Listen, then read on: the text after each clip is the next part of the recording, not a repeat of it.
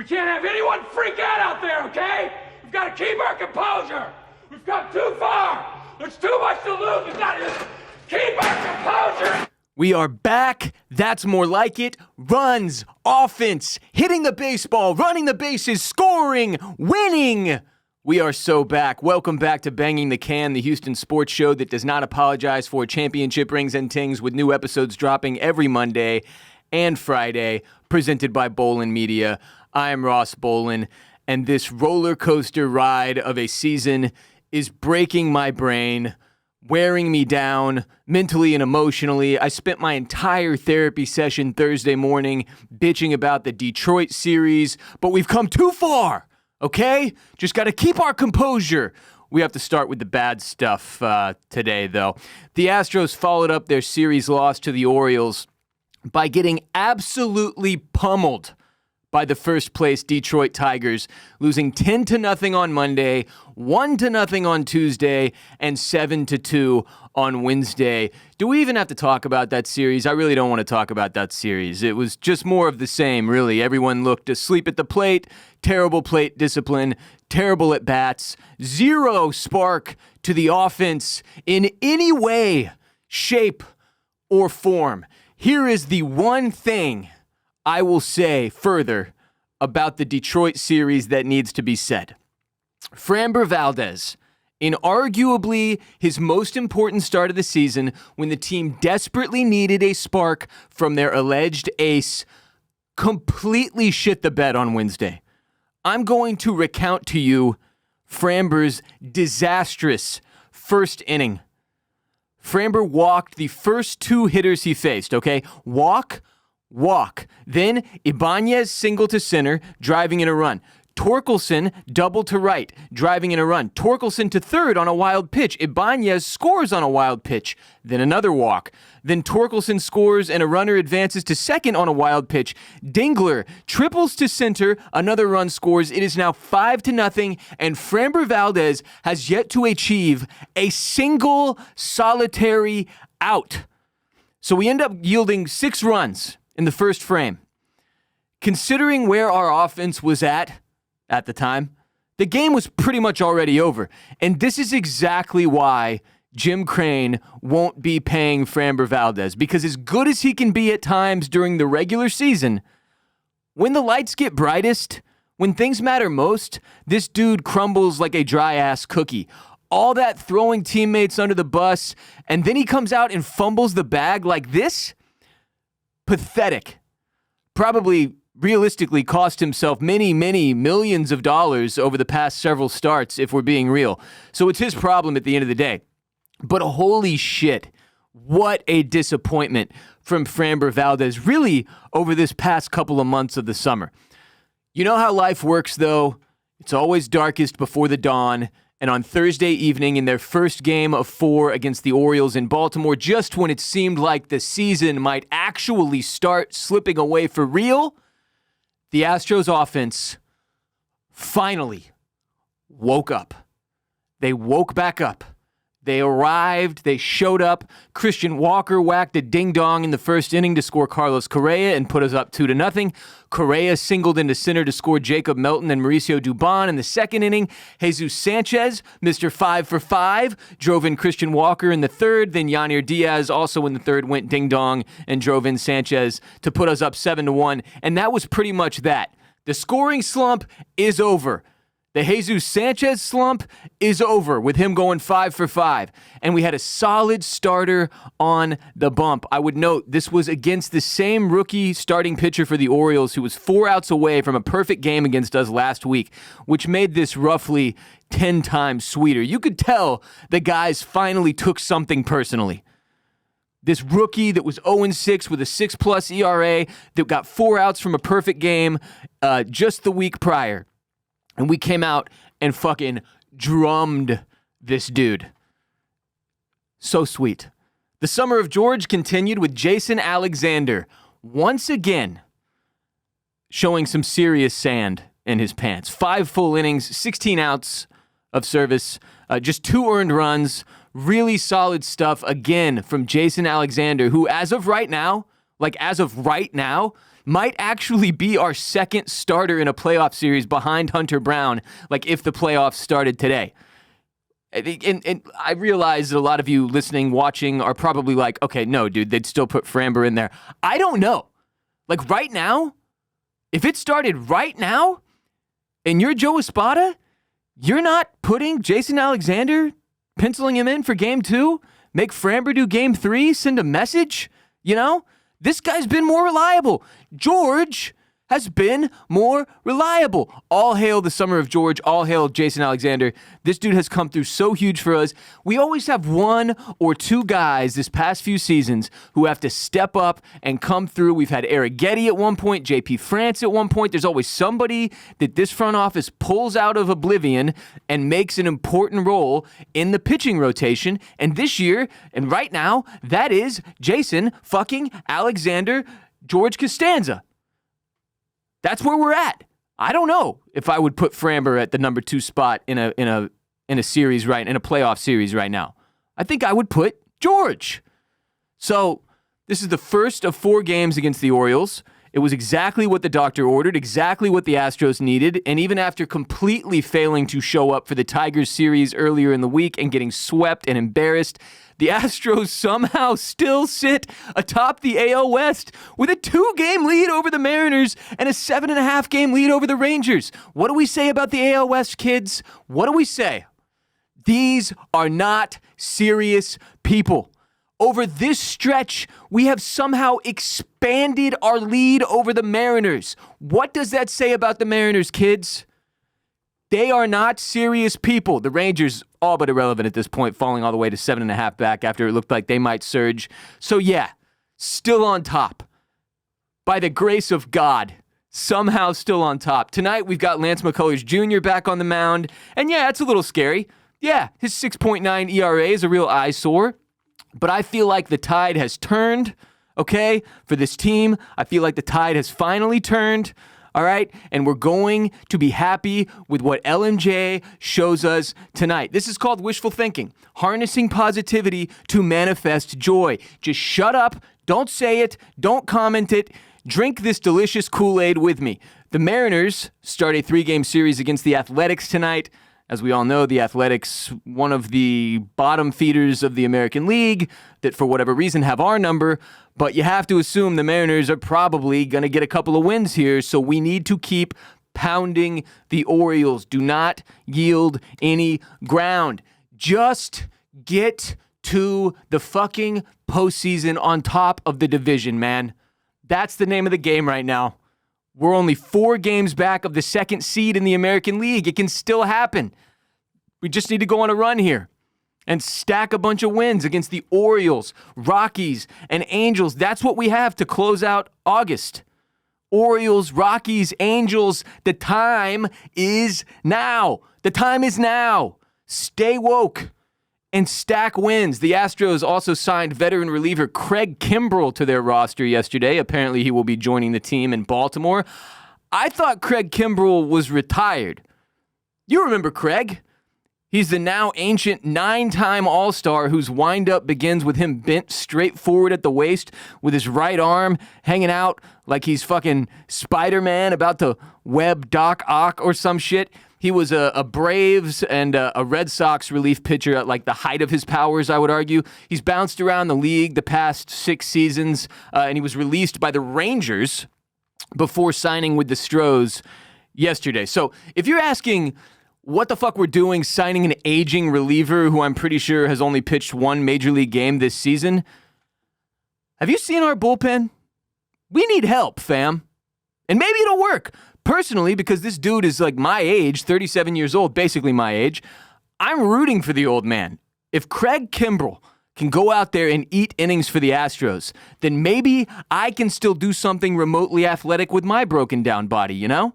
If you're my age or older, you got to get all the way in on the Craig Kimbrel bandwagon right now.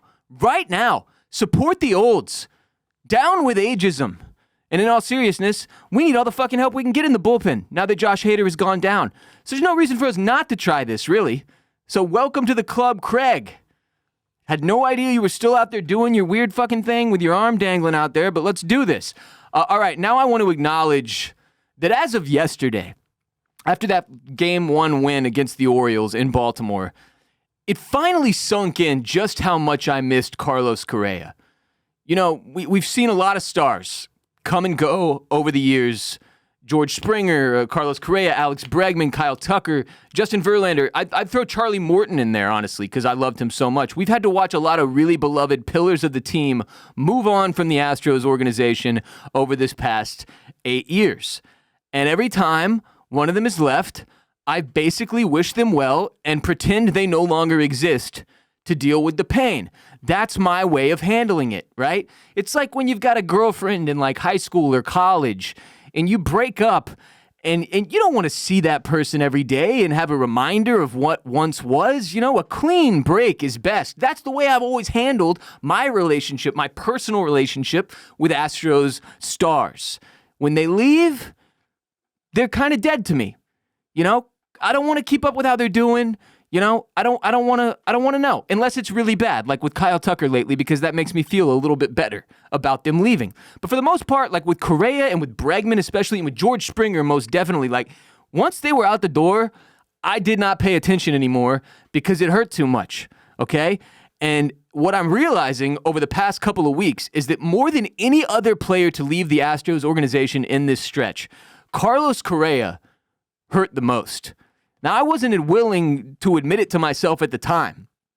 All right, I used denial and that clean break to pretend that Carlos no longer existed and to not have to face the reality of the situation. Okay, Carlos hurt the most is what I'm realizing. As I've said, Jose Altuve is no doubt the beating heart of the Astros and their incredible run over the past decade. But really, no player has better embodied the brand of baseball the Astros seek to play better than Carlos Correa. Altuve is the heart and soul, but Carlos Correa is the leader of this team. And it took him being back for a few weeks for me to finally wipe away the denial and come to terms with just how much I missed this cat. Like, the way he's handled the transition to third base, right? Even the fact, like, look at this, all right? When Carlos was on his way out and he knew he was going to go try to get one of these big long-term multi-$100 million contracts, right? Even when he was still with the Astros and knew he was leaving, what did he do? He took our shortstop of the future, Jeremy Pena, under his wing, and he taught him what it takes to be a winner. So the first season that Carlos Correa is gone out the door, the Astros go and win a World Series in 2022. Win it all with Jeremy Pena at shortstop, winning MVP of the ALCS and World Series. And if you're not giving Carlos Correa a lot of the credit for that, you're in the wrong. Then he comes back to the team, forcing a trade essentially from the Twins, who are doing a fire sale, by saying, this is the only team I will waive my no trade clause for so that we get him back for next to fucking nothing, with the Twins paying $30 million plus of his existing salary. He transitions from shortstop, where the kid he trained up and taught, Jeremy Pena, is our clear-cut starter, to third base, where we have a hole because the dude we replaced Alex Bregman with, Isaac Paredes, goes down with a hammy injury. And he doesn't bitch, he doesn't moan, he just goes to a completely fucking new base. And if you've never played baseball, you know, I've said a lot about like how, you know, guys moving to the outfield doesn't strike me as that big of a transition, because it's like, can you run? Can you jump? Can you read a fly ball? You can play the outfield. Like, there's a reason that, you know, like back in the day when Bidge left second, they stuck him in the outfield. There's a reason they stuck Altuve in the outfield. Like, you want to keep his bat in the lineup, and frankly, it's not all that fucking difficult to play the outfield. It is what it is. You need to be an athlete, and at the pro level, most of these guys are really, really strong athletes. So it's not that big of a jump to go play, you know, left field, right field, what have you. Center, a little more difficult because you got more ground to cover, but that's that. The point is, switching from short to third is actually a pretty difficult transition. It is a totally different position in terms of situational awareness, in terms of the speed at which the ball gets to you at third compared to short. in terms of the angles that you're working with, obviously, throwing to second or throwing to first. Like, it is a pretty significant change that Carlos has handled with spades. Like, he's been fantastic at third base.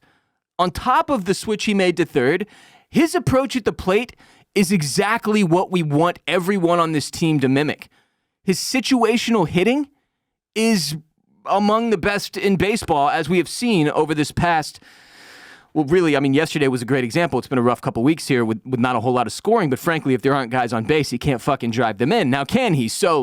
But his situational hitting, the way he works counts, the way he makes pitchers earn it, is exactly what I was talking about in Monday's episode of this show. That's what we need more of. Make the pitcher earn it. Run up the pitch count. Don't be afraid to take if a guy's having trouble finding the zone. Don't swing at pitches that are outside of the zone. Don't hack at shit up top. Don't reach for shit outside. Fucking make smart decisions. Have a solid strategy for your approach at the plate. Show some awareness when it comes to situational hitting. That's what Carlos Correa does, that a lot of this lineup has not been doing over the past few weeks as we have gone through, arguably, the roughest stretch of the season, maybe the last couple seasons. It reminds me of the way we started last year, where that first couple of months, we just looked completely fucking lost. Like, nobody knew, it looked like they knew what they were doing. There was no spark, no energy, no fight, right? There was no Carlos Correa, and that's sort of where it's felt like we've been since a week prior to the All-Star break.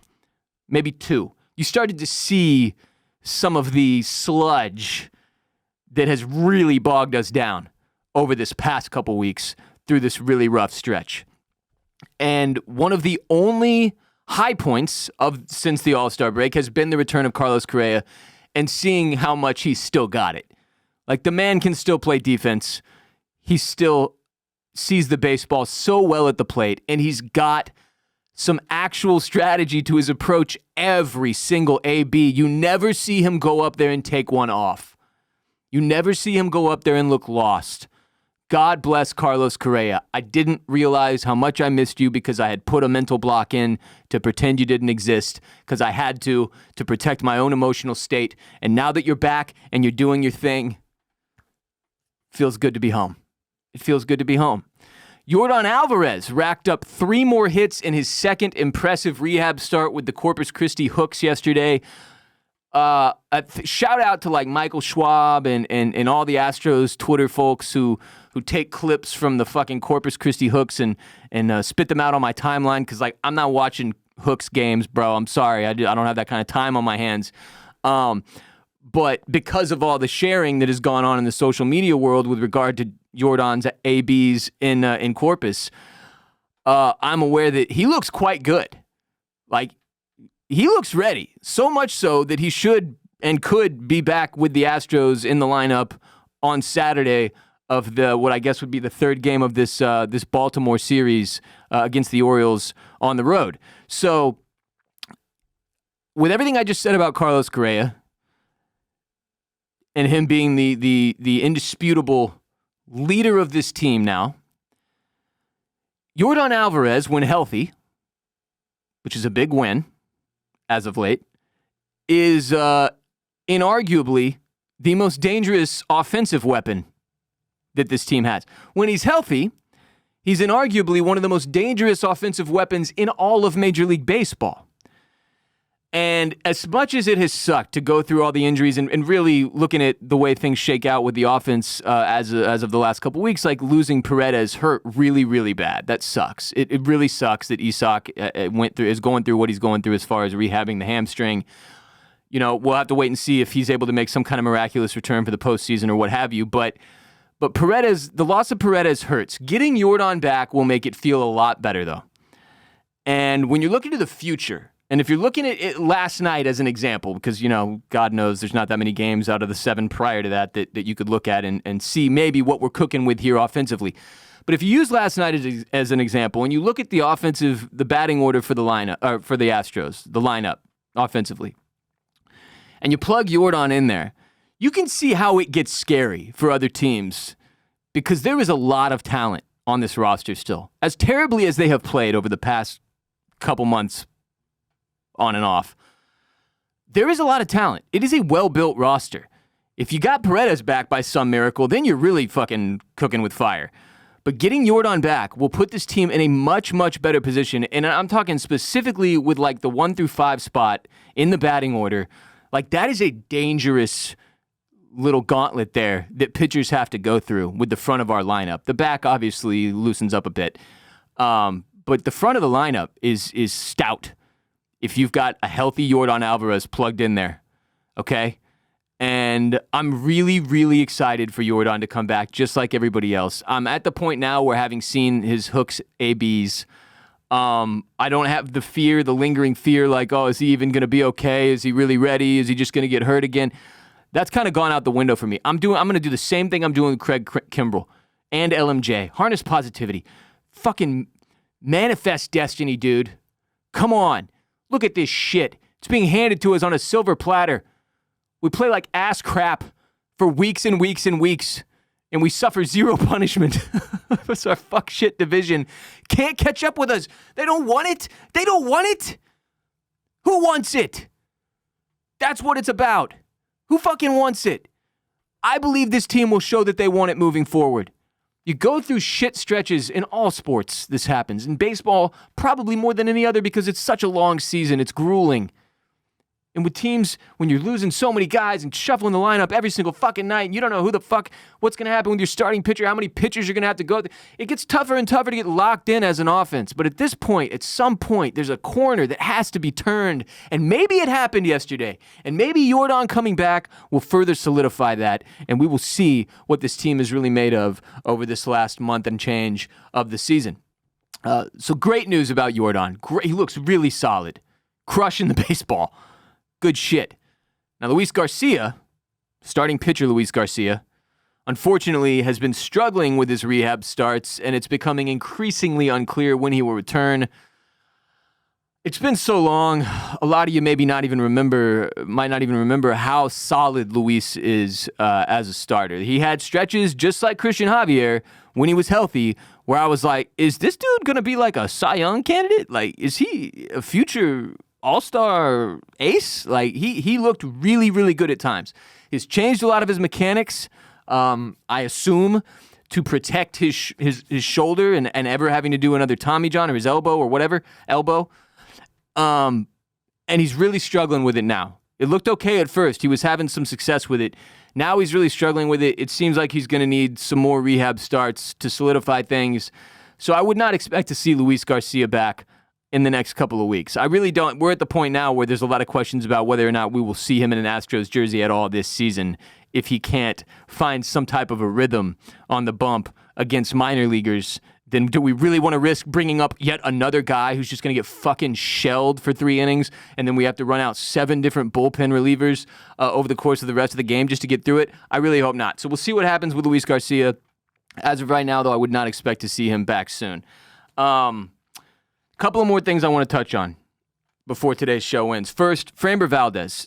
I know I've kind of said everything you can say, but just quickly to recount. His performance combined with his behavior over the past July and August, really, at this point, is exactly why I think a lot of teams are going to struggle to bet big on this guy. Because, yeah, it's sick to get like 10 really solid, easy wins a season out of Framber. But when push comes to shove, when you've got an ace and a potentially like the highest paid player on your team, if you're looking to his next contract, is this the dude you want? That attitude? Is that what you want? You have to be really careful with that shit. As I've talked about time and again over the years, one of the Astros' greatest strengths in this 10-year now run has been camaraderie. It has been the chemistry in the locker room and in the dugout. And guys like Framber can be toxic. And they can mess up that chemistry and that camaraderie. For real. You got to be very careful about having one or more of those dudes on your team. You know, there's a reason the Red Sox let Devers go to San Francisco, and there's a reason San Francisco has sucked massive cock since Devers arrived. All right? a winning mentality and attitude and the ability to lock in cohesively together is extremely important in sports. If you've never played sports and you don't know that, it matters a lot. You cannot just stack a bunch of really talented dudes on a team and expect to get a bunch of wins. They need to like each other, play for each other, be locked in, not see anyone as bigger than the other, all consider themselves on the same playing field, have respect for one another, not have huge egos and big heads, and you got to be really careful when you build out a squad at the professional level in particular, because these guys are playing for fucking money. It's their job. If they don't love it and they don't love each other, then they might not play the way that you expect them to. And that's kind of where we're at with Framber, man. It's like, is this fucking guy, he just doesn't seem like he gets it compared to a lot of the other dudes on our team who I know get it. So I'm still hopeful that somebody can get through to him. You know, we know there was a team meeting after, Tuesday's game? Or maybe, Tuesday's game, which unfortunately did not translate to Wednesday's game. But there was a team meeting, and Correa spoke up at that meeting, and frankly, God knows if it translated to Framber. But and I don't mean that from a language barrier standpoint. I mean that from like a mentality standpoint. But somebody, I'm still hopeful that somebody can get him to lock back in. We all know there was a big storyline with him for a couple of seasons with having a sports psychologist and that really helping him become like the Cy Young candidate that he did become. I don't know if they got rid of that psychologist, but they need to bring that psychologist back and an extra. Have a spare, because he needs two at this point. So I'm really disappointed in Framber. It sucks to see. Obviously, I've got a fucking bobblehead of the guy in front of my computer as I speak. I've been a big fan over the years, but to see him kind of flaming out the way he is, knowing he's getting to the end of his contract and seeming like unappreciative of what the organization and his teammates bring to the table has sucked. It has sucked. So in closing, can the Astros get hot at the right time and pull it together for the postseason? Because yesterday's game was a reminder of what this team is capable of, but it was only one game. It was only one game. The roster is there, though. Like, I believe it. With Yordan back and the entire team not slumping at the same time, which is what I'm chalking the last couple of weeks up to, like, we should be fine. We should be fine. And if they can get hot, starting with yesterday, fucking harness that momentum through the rest of the 3 games we've got left against the Orioles. Ride it through Colorado and whatever the other shit series we have to close out August. These are all winnable Angels. All winnable games, man. Go out there and show us something. Get hot at the right time. Steamroll through sweaty September.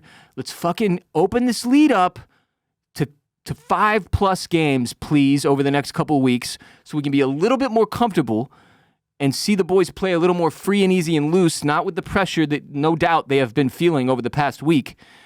And I think we're in a really good spot looking to the postseason. It would be really nice to end up with that 2 seed in the AL. Okay, I don't know how realistic it is to hope for the 1. We'd need some serious, tanking to go on from the Tigers and the Blue Jays for that to happen. But I do believe we can get to that 2 seed. I think Blue Jays, it's possible to overcome their record. So we will see what happens, but really all it took was one really strong offensive showing yesterday for me to feel the energy again and to see the potential. And it's still there. It's still there. It's just a matter of whether or not this team can tap into it. That will do it for today's show. Remember, we have new episodes dropping every Monday and Friday on youtube.com/@bangingthecan. You can also listen on Apple Podcasts. You can also listen to or watch our show on Spotify. As of today, video is available on Spotify. Please share the most unapologetic Houston sports show in existence with your friends and family. Tell them about Banging the Can. Bring them on as fellow can bangers. Tell them to follow us on social media @BangingTheCan on TikTok, on Instagram, on Twitter, on Threads @BangingTheCan. I am Ross Bolen. You can follow me on Twitter and Instagram @WRBolen. I will be back Monday to discuss the results of the Astros 4-game series against the Orioles. Enjoy your weekend. Until next time, H-Town, stay down.